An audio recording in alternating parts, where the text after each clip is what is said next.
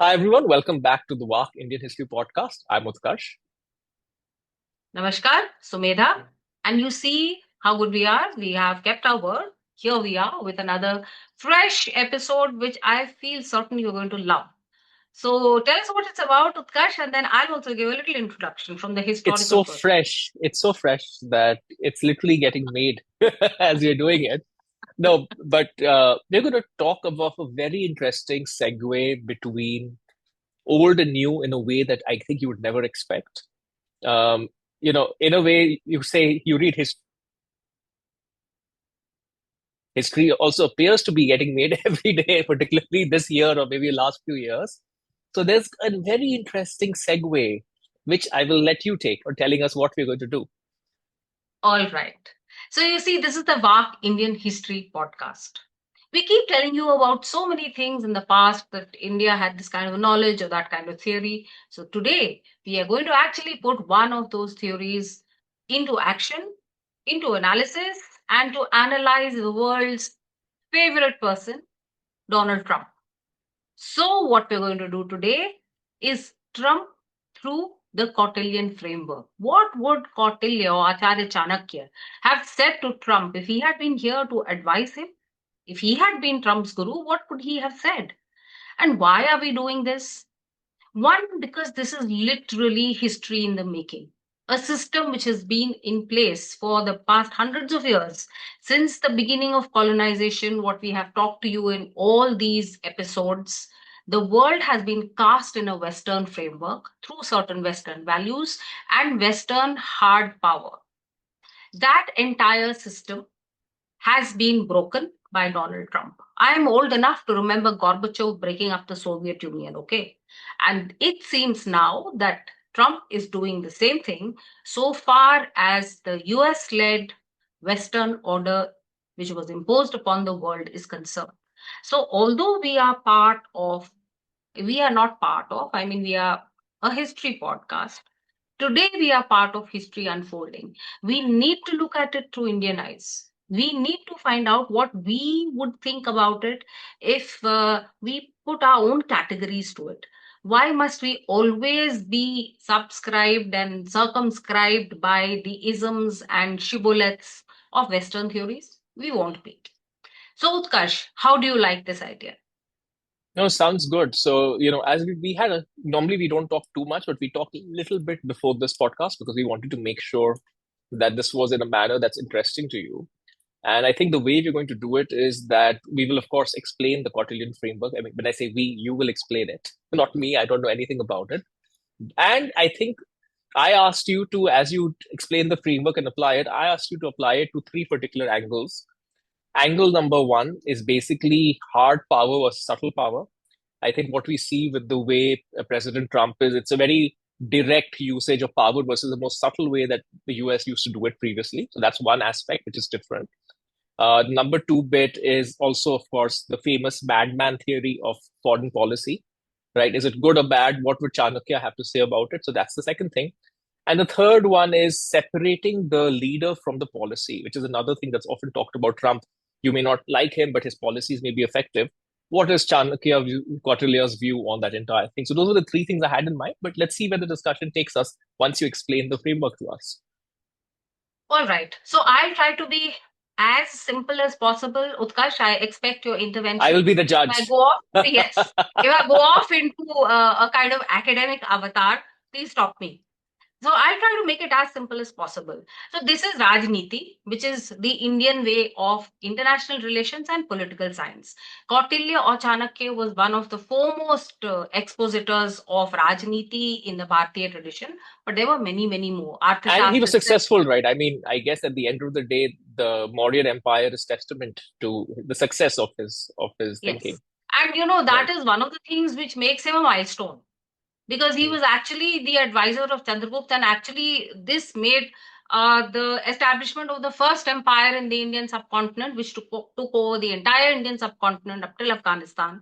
We've discussed all this before, so we could Yeah. go back to our old episodes. So it made it possible.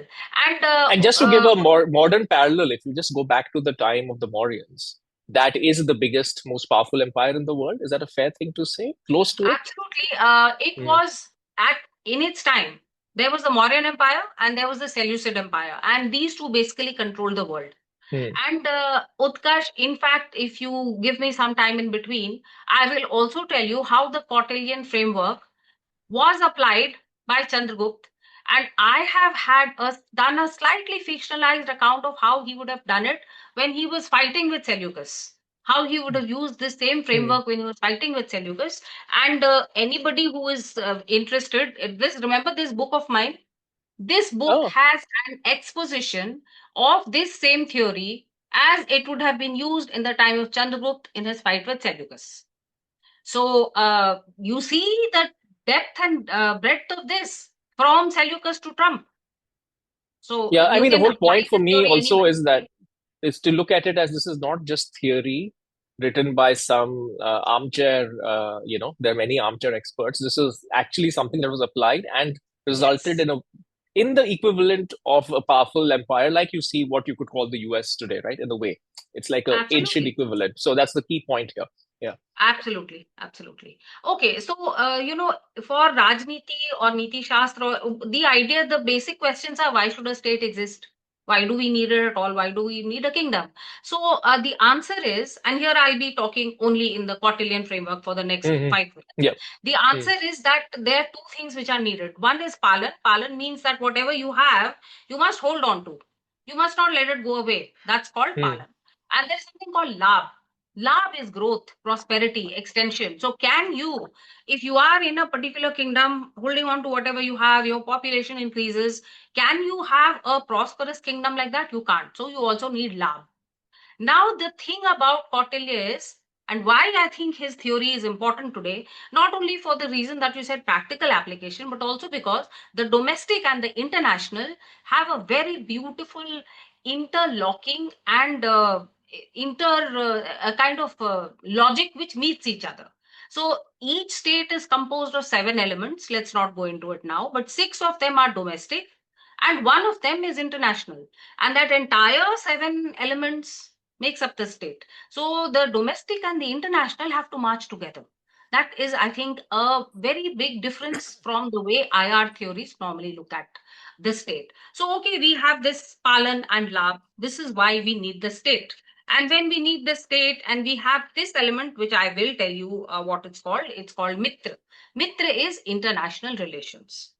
I am going to just show you one bit of a particular paper that I myself have written for the Vivekanand International Foundation. Don't worry, it's a complicated paper, but I just want Do you I to need to get my pen look and paper out?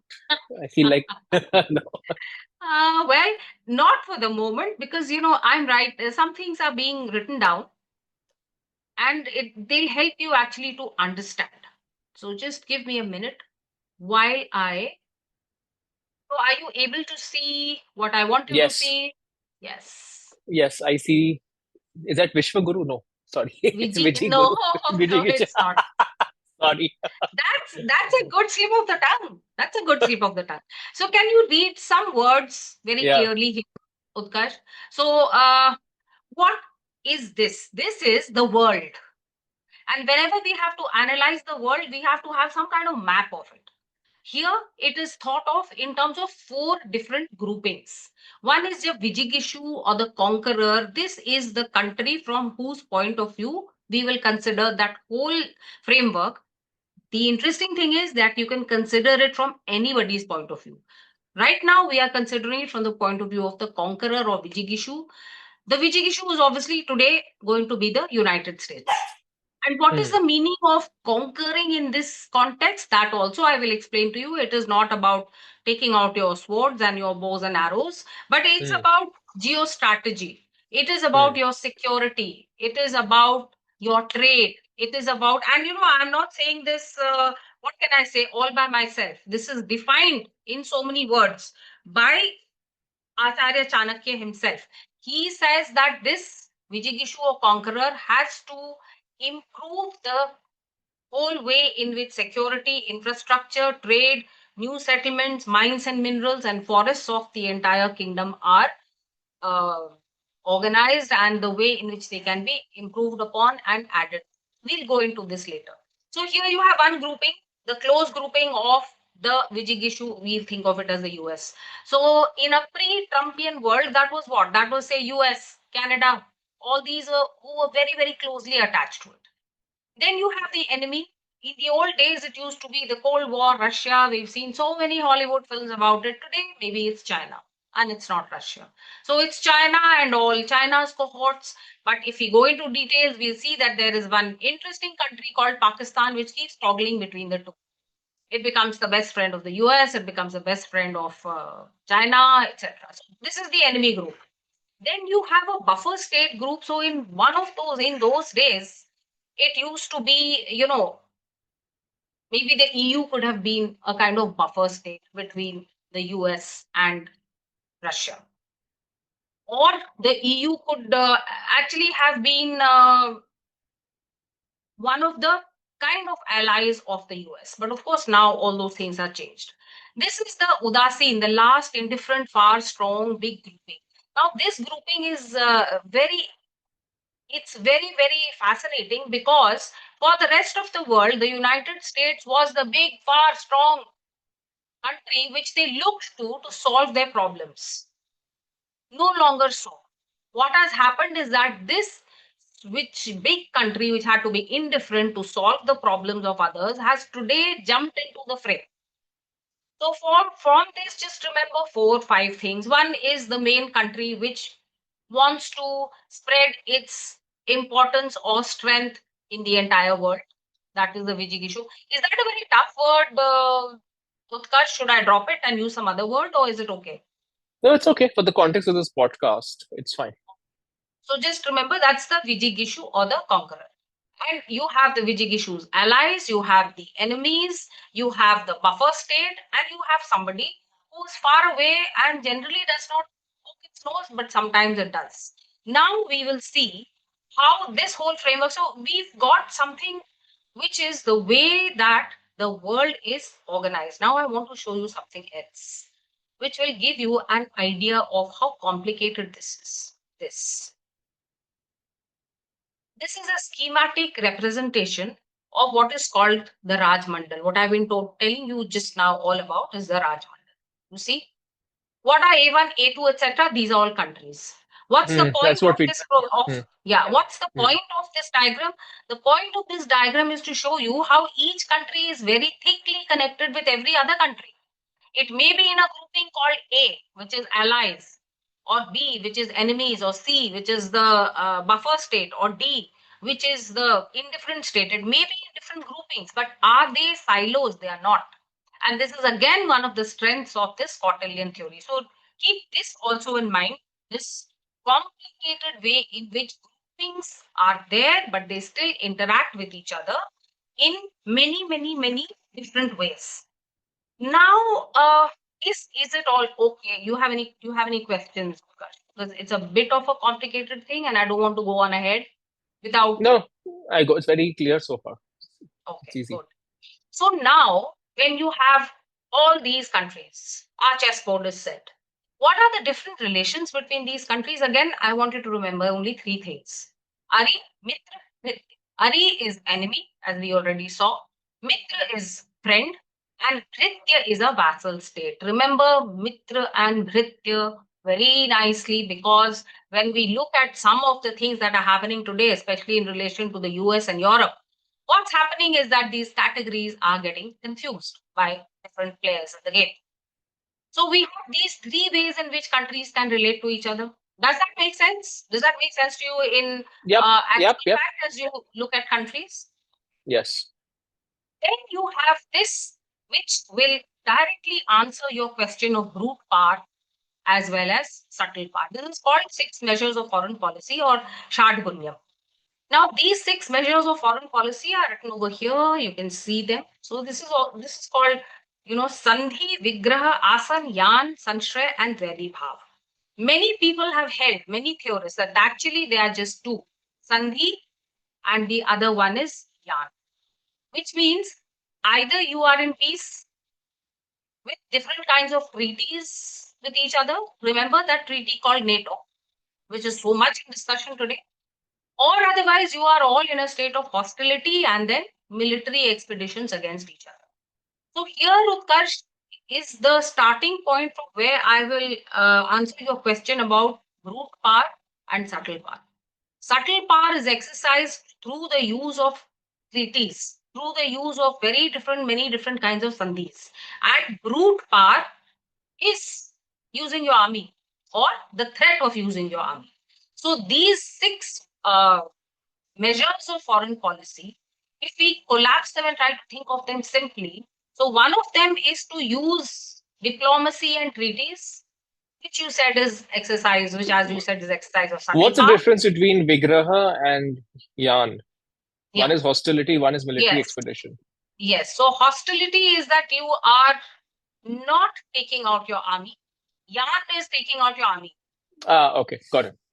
Clear. And Vigraha is you are in a state of hostility. You've heard of our own NSA's defensive offense and offensive defense policy. Mm-hmm. Doval's offensive defense and defensive offense policy. So it is being ready, being in a state Mm-hmm. of hostility, but not actually taking out your army. Clear. Got it. Therefore, a lot of the theorists of Rajniti in the Bharatiya tradition have said that they are not six, they are basically just two, and you have different variations of these in the others, which are Vigraha, Asan, Sanshray, Vedibhav, etc. So, therefore, to keep things simple, I am only going to talk to you about Sandhi and about treaties and diplomacy and about military. So, how about that? Is that okay? Are you good with that? Very clear. Very, very clear. So I hope that I am being very non-academic and simple in this matter and explaining easily. Yeah, these classifications are very logical, so it makes sense. Yes, exactly. You put Yep. your finger on it. Now, when you have these policies, suppose you have a policy of diplomacy, what do you do? What's the action that you take? So these are called upayas. This is how foreign policy is implemented. And Utkarsh, all this is directly from the Arthashastra, which was composed at least 2400 years ago. So do you, I would like the people who are listening to this podcast to stop for a minute and think about the sophistication and complexity of the way in which the entire world was envisaged by people sitting in Bharat. And why was this? Because for the longest time, Bharat has been a country which engages with the entire world. Therefore, it has to think about how the world runs. So, what are these four upayas? These four upayas are very, very old, hoary in nature, coming from our Dharma Shastras. So these are Sam, Dan, Dand, Khed, and Dand. Sam is what? Conciliation. So you try to talk to people, you try to convince them. Dan is just bribery, give them money. So you want somebody to be on their side, so you give them so much grant in it. Very simple. So things like look at the way China behaves with say North Korea, or China behaves with Pakistan, or the US behaves with Pakistan. It's literally bribery. Hate is creating dissension. This is the use of spies. This is what James Bond is all about. This is another method of creating confusion amongst your enemy. And Dand is force, Dand is Yan. Yan is military expedition. So that military expedition is actually done through use of Dand, which is the army. So you got it now. There are four ways of core upays of doing all these things. Yep. Yep. So I think for the moment, before we get bogged down by all this, let's go on to consider some of the actual things that are happening today. So you got the idea, Utkarsh. Now, which Yep. question shall we deal with first? So let's talk about the usage of force or threat of force versus the usage of treaties. So the question is, I guess there are two questions here. Question number one, and of course we can get into the specifics of what is going on with Trump and Europe and other places. But the question is, one is according to the Kautilyan framework, is one method preferred over the other?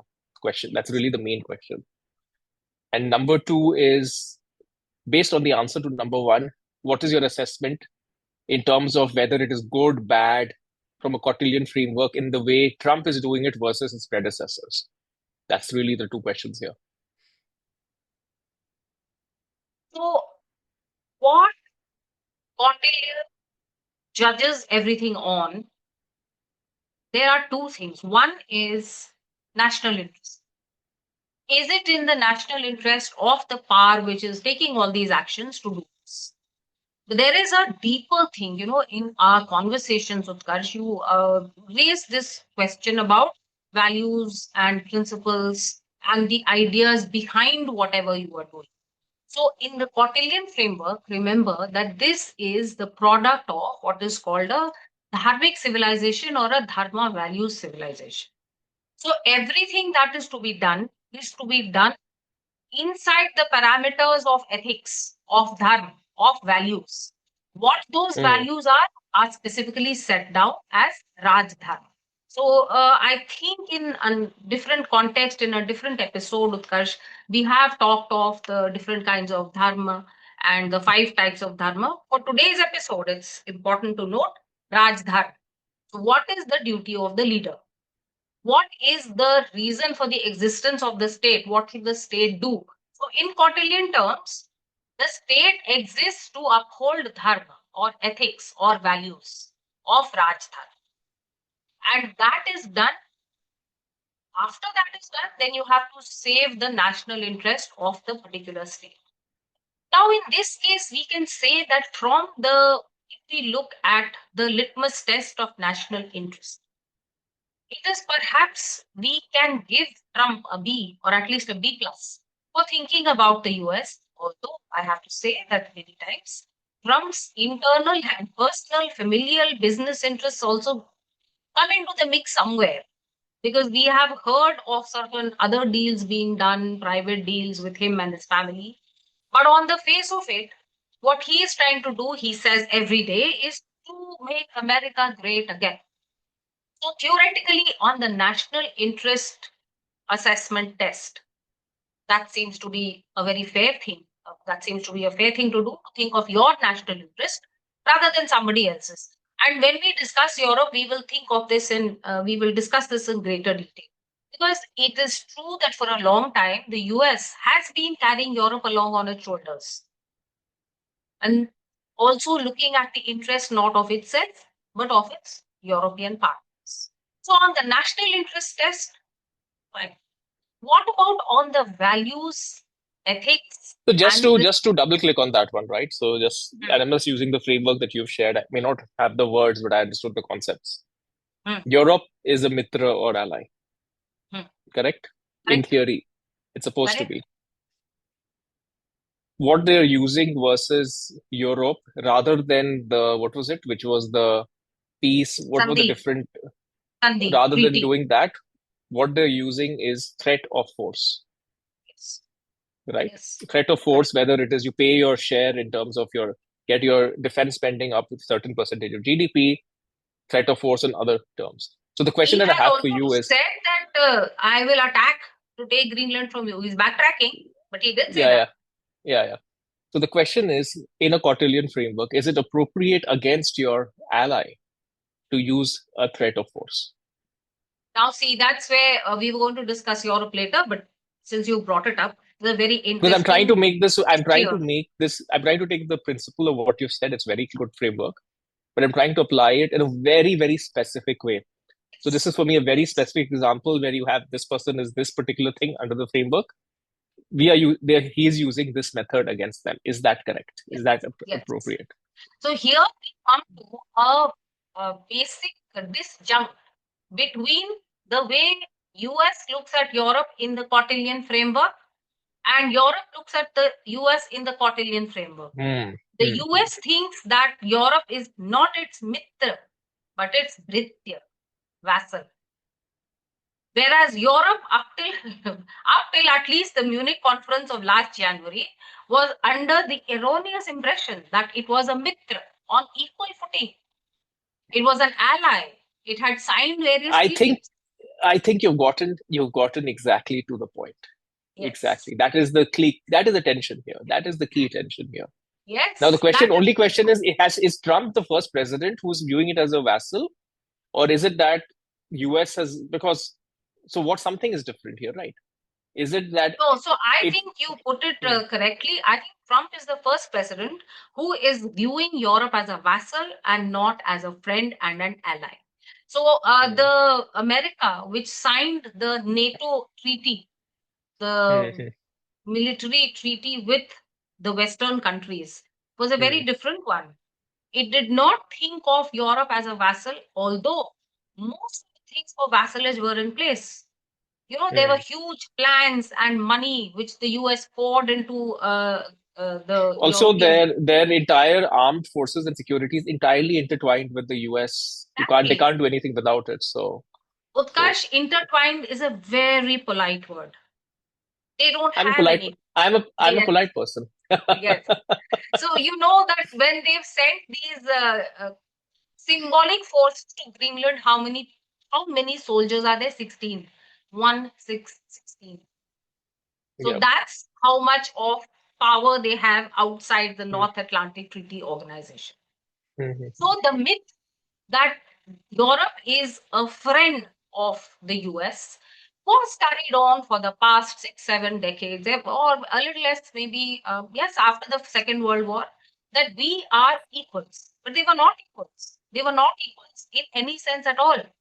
Europe, but happily gave away, outsourced its defense, outsourced its security, and it basically coasted along, an actual vassal of the US, but thinking of itself But in a way, it's as not a behaving like a vassal. It's actually behaving as if, because that's a lot of trust that they're, because they said, or maybe it's a convenient way to trust, right? I don't need to spend, and these people are my friends yes, anyway.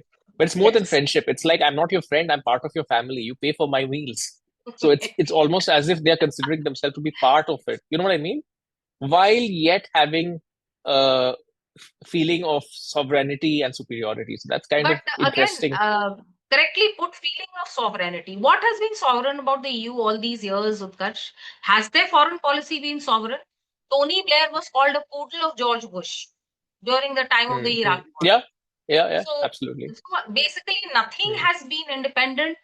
The EU and the EU and UK have been coasting along on the coattails of the US. What has happened So, today is that the US is hmm, showing them the mirror. yeah, so that brings me to my question for you. Great. So I think you helped to highlight the key tension point. Key tension point is Europe thinks it's an ally. It's really a vassal, right? Yes, In real terms. That yes, said, the illusion of Europe being an ally has been carried out by the US administration ever since the end of the Second World War.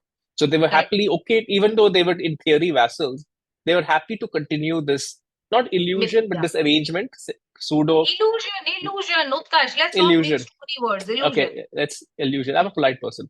So the question is this: is from a Kautilyan framework. Again, I'm so clear to do it via this framework because I'm not trying to pass personal judgment or personal opinions because I don't know anything. But purely from a Kautilyan framework, is Trump shining light on the real status of the relationship? Is that a good thing or a bad thing? Because that's what he's done, right? Everybody else has been kind of maintaining the illusion they're allies, but really they're vassals in effect. He's the first one who said, actually, you are a vassal, deal with it. Is that good or bad from a Kautilyan framework? Yes. So you had just asked me, is there is one method of foreign policy engagement better than the other? Hmm. Yeah. So yes, there is. In the Arthashastra, in most of the Indian way of approaching it, the order in which anything is told to you always sets out what is the most preferred and what is the least preferred. Hmm. So here, Hmm. what did I speak to you first about Sandhi? Then you had Vichay, then Asan, and etc. And what was the last one? The last one was Yan. So Yan, or a military expedition or a threat of one, is the last resort. It is not to be used very easily. The Hmm. first most preferred way of approaching things and doing things is Sandhi, which is diplomacy, which is Hmm. treaty making, and uh, 2 or 3 entire chapters have been devoted to the different kinds of treaties which can be made. And many of these treaties are very, very cunning and jalebi like treaties. Basically, you're doing things You can wriggle out of later, or you can dump them later, or you can change them, or you have actually entered into a treaty to confuse and to mar the enemy's prospects in some way. So you can carry out most of your hostile intentions as per the Kautilyan framework through Sandhi, through treaty. So this is definitely the most preferred thing. What Kautilya says all the time is that war or yarn is not to be approached in a very cavalier and free and easy way. You have to think 100 times before you start a war, before you start the threat of a war. You have to think 100 times. The best way, according to him, well, see, he is the master of manipulation. So the best way, according to him, is subtlety of the exercise of power, not the exercise of. Hmm. So, in theory, what you are saying is shining a light on Europe being a vassal is not a bad thing, but maybe the method of doing it of coercion is perhaps not appropriate. It's very Yes. crude. I think if Mr. Trump and Acharya Kautilya meet, Kautilya would definitely advise him to use more of subtlety, more of sandhi, and perhaps even vigraha. You can be in a state of hostility without war, without threats of war, without saying that I will take out my army against you. And in fact, in some cases like Venezuela, he has actually taken out his army. It's not a Hmm. theoretical thing. He's actually taken out his army. So I think advice number one would be to be subtle. That is what Acharya Kautilya, Acharya Chanakya would advise Mr. Donald So Trump. let me just ask one thing about that, particularly the Venezuelan thing. And I don't know where this fits under the framework, but one could argue that the US's military superiority or rather reputation, because ultimately power lies where people believe power lies, right? It's kind of, you're not, I mean, part of being powerful is people believing you're powerful. That's a It very, is Utkarsh, but I think the gloves are off nowadays. Only believing in power is not going to help. For no, example, no, no. look at China. Let me ask this a different way. So my question is, US's reputation for military superiority definitely had some setbacks. If you think about the way they exited from Afghanistan and even the disaster of all the Middle Eastern ventures of the last 20 years, right, since post 911. But what happened in Venezuela, I don't know. On a piece of paper, you never know how it's going to turn out. But as it actually turned out, was tremendously effective, right? They didn't have a single casualty. They whisked the head of state out. And No, so the no, no. question 30 is, people died. His guards died, no Utkarsh, casualties, 32 of them. 30 Cuban guards. I'm talking about for them, for the US. No casualties on their side, right? But so basically it was like in and out, got the target, no casualties on their side. It was a perfect operation in that sense. So which gives an impression of great military capability, right? To execute something like that with zero casualties. So is there a case to be made for a show of power to establish that, to reinstate But the for them, impression of being powerful? who are you scaring? But let me put the Venezuelan thing in another perspective.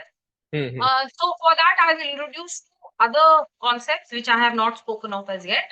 Those are the important things that the Vijigishu does. What are they? They are called Vriddhi. What do you want? You want Vriddhi. Vriddhi means improvement of every parameter. What do you not want? Kshay. Kshay means lessening of every parameter. So the aim of any country, while it is doing its lab and it is looking at all the international relations, is vriddhi, more and more vriddhi and no share. And what are the parameters of vriddhi that he talks about, Kautilya? So one is you have to improve your security. All the actions that you take with your different countries in the world, they should result in what? They should result in improvement of your security situation, your infrastructure, your trade, your territory, expand your territory, improvement of access to mines and minerals, and improvement of access to natural resources and forests. So this is what Kautilya has said so many thousand.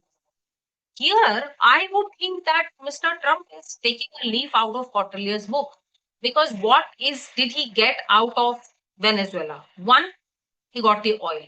Two, He shook the saber at China. He scared China. So to that extent, by scared perhaps is a big word. Maybe not scared, but postured. It was also performative, postured and succeeded as a great military power. So security situation improved. And then of course he says all these things that they were drug lords and they were doing all kinds of stuff inside the US. If that is true, then security situation was improved even more. So from that point of view, yes, Venezuela was a good idea from the point of view of Vriddhi of the United States. Where it was not perhaps such a good idea is if you go back to the concept of ethics and you go back to the concept of dharma values and principles. What does your country stand for? Why does your country do anything vis-a-vis any other country? Are there any principles? Are there any guiding rules, laws, framework? So earlier they said that yes, we have this rules-based international order, and we have all these equity and equality and sovereignty, etc., etc. All these were supposed to be the rules-based international order principles. Now, as the global south, I know very well that this was all a big lie, and it was just to kind of paper over a lot of very ugly things. However, from the point of view of those very same avowedly Western principles, it's a bad idea. From the point of view of what Kautilya would say, this would perhaps, not be such a bad idea, Utkarsh, because Kautilya is more of a realist. So from its own principles and its own rules based order point of view, I think Trump would get a C or D in this. But in the I think, Kautilyan framework, he would get a B yeah, plus. I guess the big difference between the post World War II rules based world order and the Kautilyan framework is the obvious thing. And I know it's a bit of a segue, but just want to get your thoughts since it just struck me. It's the obvious thing is basically nuclear weapons, which is to say that there is a weapon that exists that can destroy everybody, right? Which didn't exist in the time of Kautilya. So I guess that was probably one of the motivations. Otherwise, if you didn't have a rules-based world order, every country would be incentivized to you better develop a nuclear I weapon. put Other, in a slightly different way, Utkarsh. I think that was the principle of mutual destruction, because of which there was a kind of balance of power and equilibrium. And that is something that is very much talked about as far as Kautilya is concerned. The means may be different. But this principle of mutual destruction he mentions in many places, that if you are such and your enemy is such that you're going to destroy each other, if you fight with each other, then there's no point in doing it. So the that is the counterpoint point to of that, nuclear weapons. it would be a little bit different because the counterpoint here is if you don't have a rules-based world order, in theory, right now, like you've had for the last whatever, in theory you've had it, even though it's been a very flawed one.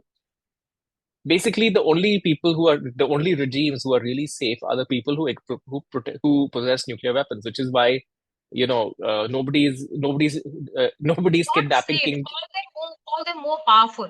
It's all a question of relative power. Maduro can get kidnapped, but Kim Jong Un cannot get kidnapped because he has Hmm. a nuclear weapon, So which that's basically power. You are talking about something beyond nuclear weapons. What is the concept you're talking of? Power.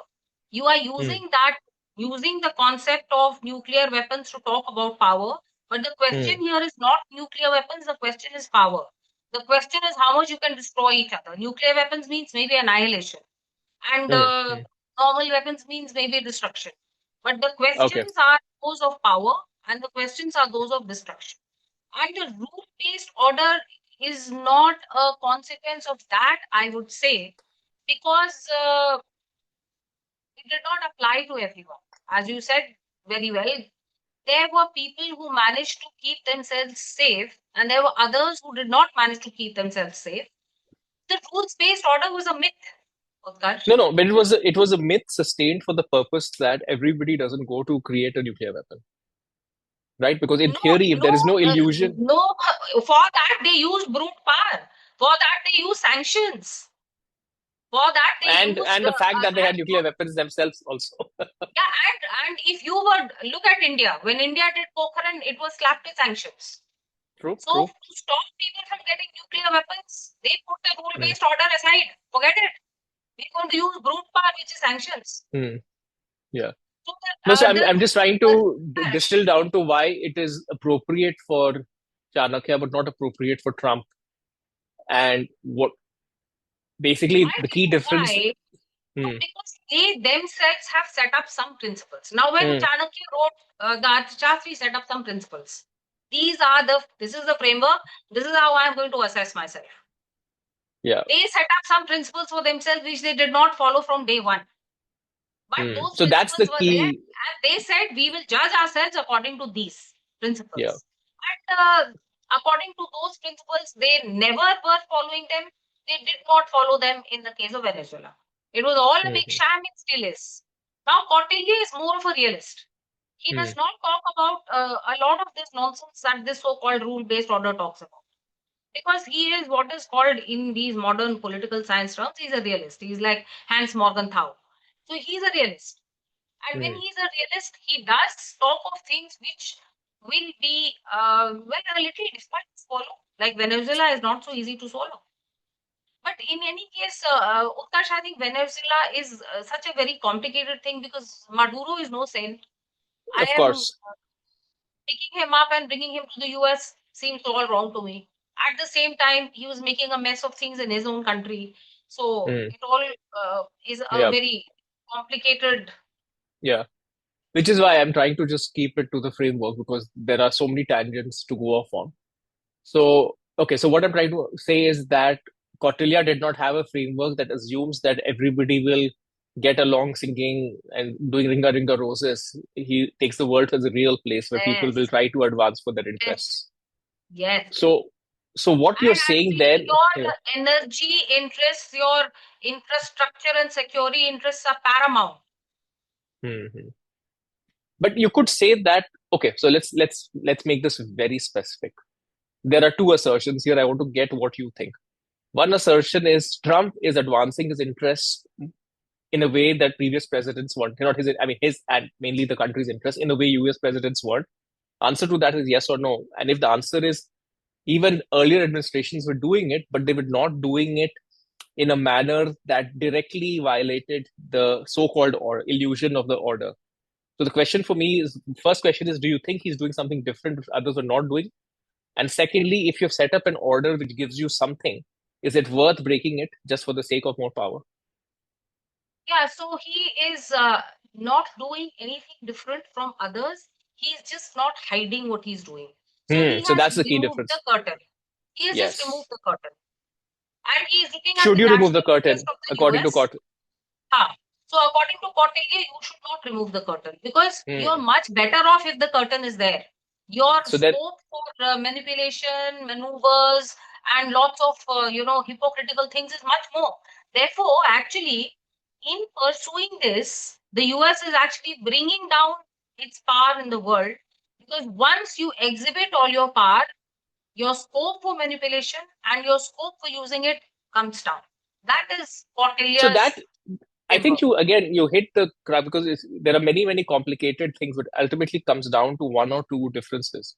So if I distill down what you've said, the key difference is it's good to have this discussion is that it's not that he's doing something dramatically different. US has been doing all that stuff, but he's Exactly. removed the curtain, Yes. and removing the curtain is not a good thing. So net, what he's doing is not good for the US because he's removed a well In constructed. curtain, yes.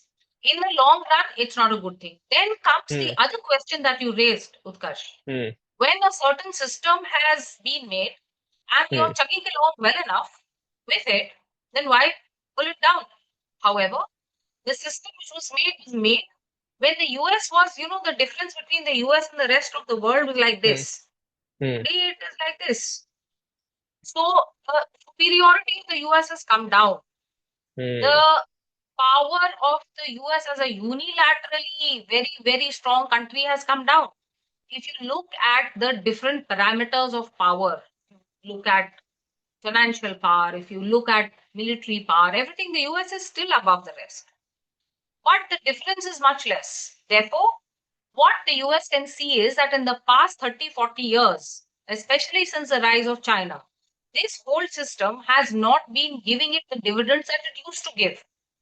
This whole system is now being exploited by China. China has exploited the system to the hilt without ascribing to any of the principles that so called rules based order is nothing for China. It has never followed any rule, but it has exploited it and risen really fast. There are other countries which are trying to follow, for example, India, and you see that the US is trying its best to contain India's rise. And it sees that it's spending a lot of treasure, time, money, material resources on the European Union, give security to the EU. Why? For instance, Ukraine doesn't matter to the US, does it? It's actually a more important matter for Europeans. Till where will Russia come forward? Till where will the Russian sphere of influence be? Where does the EU stand vis-a-vis Russia? So the US rushed in or initiated it or whatever it is. The NATO treaty came into force. In the end, what is the US getting out of it? The EU will be getting some kind of, suppose they manage to defeat Russia, they will get a sense of security. They will have pushed back Russia's borders. What's the US going to get out of it? Nothing.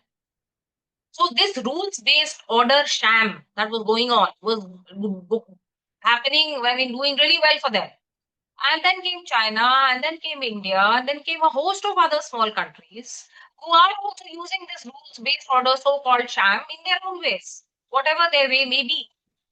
And now the US sees that it's not so much to its benefit, so it says to hell with it. Let it go. In actual fact, it's not even operating in any way. Utkarsh, it's good if you're sitting in a moth-eaten and dead building which is about to fall down, best to pull it down and best to build something new. And this is why we are doing this podcast, because this is history in the making. This old world order has been torn down definitively, I think, in this WEF at Davos. People have articulated it in so many words. So, this is the death of the Western order, of the Western led order. So let me ask so going back to Trump and this. So what we're saying is, so we talked about one thing is it's good to maintain the illusion, but then what they maintain the illusion of the order is no longer serving them. So then you could argue that it's better to then discard the order, like you're saying. Now, what is the right way to discard the order? I guess the violent way is the only way to discard it, isn't it? No, not at all, You could have Utkarsh. done it through If I treaties. saw that, it would be great to read the 3 chapters on Sandhi to see what other different kinds of treaties and agreements you can enter. Here, I think hubris and arrogance come in the way. Because you can very well, which they were trying to do, say, for example, to contain China, they could have used India. But no, they're too arrogant. You see, they're arrogant with and about everyone. Look at the way they make a fool out of I mean, Macron. you could argue that the rise of China happened because they assumed that once you open up China, China's a big market. US companies will be better. They will be just sitting ducks for consumption. But in reality, the opposite happened. Yes. Because I guess it did not understand that, I mean, for all its faults, whatever, China is also a very ancient and a very, very strong civilization, for lack of better word. It's Apart from underestimated. that, Utkarsh, it is an authoritarian country. If it And it's says that authoritarian its country. people will not consume American goods, that is so. They won't. That Yeah. cannot happen in India. No. So that goes back to a fundamental assumption, right? They assume that the Western democratic way, so-called democratic way, is inherently superior. So all countries must tend towards the way Western democracy, Western rules-based order, Western values, they're superior. Remember the That is the gentleman called Francis Fukuyama, the end of history in the end of 90s? history. Yeah, 1990s, yeah. all countries will tend to become the US and Europe. That's it. Now history is at an end. And I mean, he is not ashamed of himself even today. Okay? I heard it somewhere, it was a couple of months ago. He's not ashamed of himself. All He's probably finding saying, wait, it's here. You just have to wait. You need to, history happens slowly. I don't know. No, but yeah. So, okay. So the point then is, let me just bring this back, right? So the point here is so in a way, you could say that the US needs a provocateur to maybe doesn't need it, but what the provocateur is doing, while it may seem very destructive to an existing order, reality is that the existing order is days are numbered anyway because it's no longer serving the interests of the most powerful party in this whole relationship. So Yeah. it's It just was happening in a serving more the interest spectacular. of it was serving the interest of you. But Hmm, as you very clearly pointed out, it was not the most powerful person who is keeping all this alive. The US hmm, was keeping it alive, and the US has decided to kill it. So hmm. it's dead. And we Yeah, are at the cusp of a new world order. Let's see how hmm. it goes. Maybe the Board of Peace is the new United Nations, Utkarsh, with a 1 billion buy-in, a $1 billion buy-in. Right now, I Hmm. think only Pakistan has jumped in and it doesn't have $1 billion. So I don't know how They'll that's borrow going to it go. from the US to get in, perhaps. Possibly.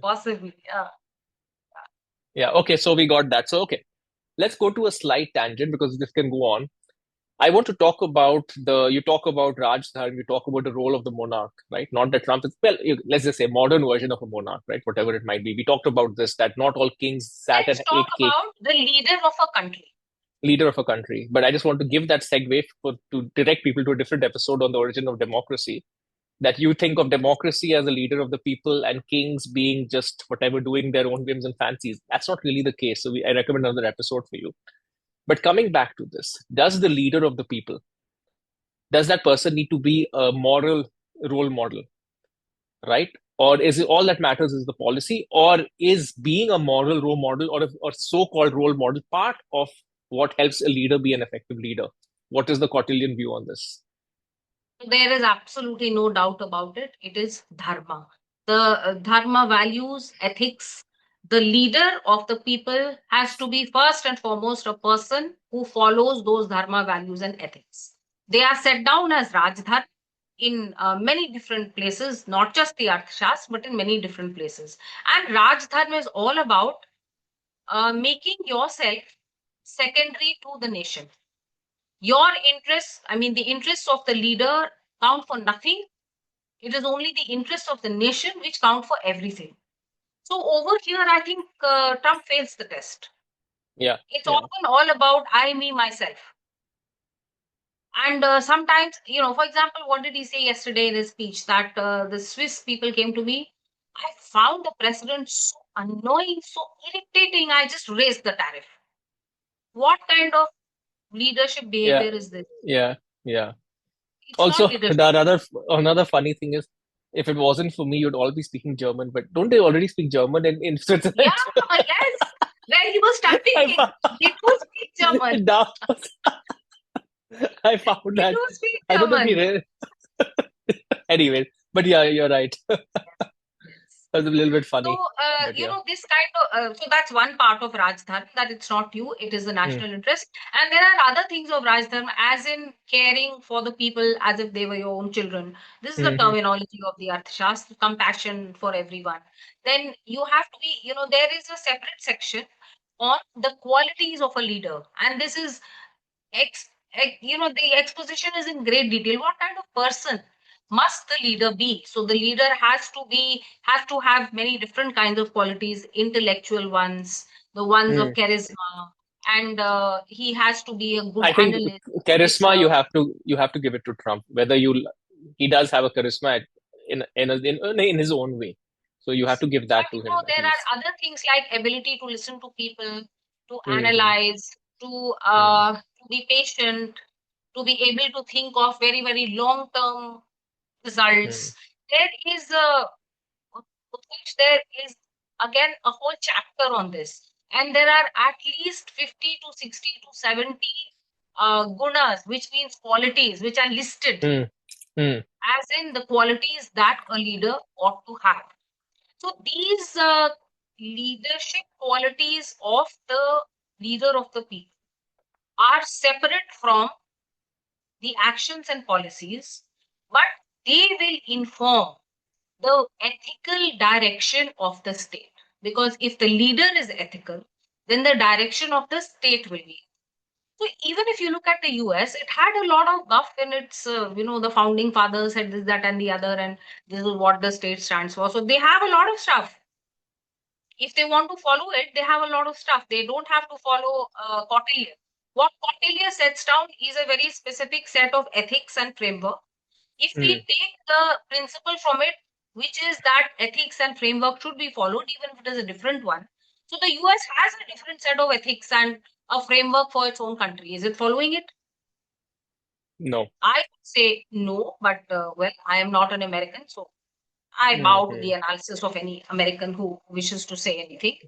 Yeah. So the yes, Yeah. So if I try to look at this a bit more holistically, if we just assess, so in a way, the key action that is being taken by the US, which is to append the existing order that it set up for its and change it or break it or create a new order for its own benefit. That action has been accelerated by Trump in a way, you could say. It definitely has been. So you could say the intended action of his is correct for the country. That yes, said, he would get an A in that. yeah, that said, the method of doing it, which is this blatant, hard power, brash, Yes, non-subtle way, is not good and not not good. recommended. It Not should ideally recommended. be the not Yes, recommended. So because on that Sandhi comes respect, before Vigraha and Yan, so that would have been recommended. And so the that third would thing is, hmm, we are assuming that at least they are assuming that some order will come up which will be good for them. Now that hmm, is also a question mark. Will they yeah, be able to set up an order which is as good for because them as this was yeah, 2 days because after? in theory, what you need to do is in theory, because always plans change, is you should have okay, this doesn't work for us, so we need to change it to this, and this is the way we do that. Instead, it is more like I have a building which is crumbling. I need to break it down and create a skyscraper that's nice, right? So the way to do it is first figure out what the skyscraper looks like, create the plans, and have a proper demolition, which is Get the also planned. resources. Get the Get the resources for resources. the new skyscraper. Or the second option is you and your friends get together because you have the biggest bombs and biggest hammers, and let's just break it Yes. down Yes. because it's more We is don't like easier this that way. building. We don't want to live in it anymore. Let's break it down. So that Yeah, may leave you without any shelter at all yeah, exactly. because you Yeah, so will that's the not be able to analogy. build the skyscraper. That is Yeah. in the lap of the gods. We don't know what will happen. Maybe, Hmm. another 20 years. Of course, Hmm. if we are still doing this, we will be Hmm. discussing how wonderfully successful slash unsuccessful Trump was. Hmm. Hmm. But he is definitely not a person to be forgotten. If he thinks Hmm. that he needs Greenland for his legacy, he doesn't. He already has a legacy. He is the Gorbachev of the Western world. Yeah. I mean, it's difficult to always say, but because you're sitting in it. You don't know what people will think 50 years, 100 years later. But there is little doubt that, I mean, even the last 10 years, right? Because I think it was literally 11 years ago when he started his campaign for president. Mm. The news cycle has basically been defined by him for this last 11 years, if you think Yes. about it. It's made a careers of a lot of newscasters, a lot of political commentators. I think half of them would not have a career if it wasn't for him. He's actually made political commentary into a valid career because that's what everybody does and everybody watches also. And Utkarsh, think of the man who has host Mark Indian History podcast also to spend one episode on what he's To doing because wade, it is to wade important into the murky historically. waters of wade into the murky waters of current affairs. And Trump analysis, very, very murky. Yes. But Okay, again, so I will yeah, reiterate at the risk of repetition that we are doing this because this is history being made, and we need to see this history from our own point of view. Don't get carried away by democratic news people, or by democratic I mean Democrats who are Democrats, simply focused on yelling at Trump. We have to, as in this episode, we have got to the bottom of what he's doing and why he's doing it. And it's not some kind of it has nuances. mm-hmm. You know, Yeah, it is a question of national interest and it's a question of looking after your own country.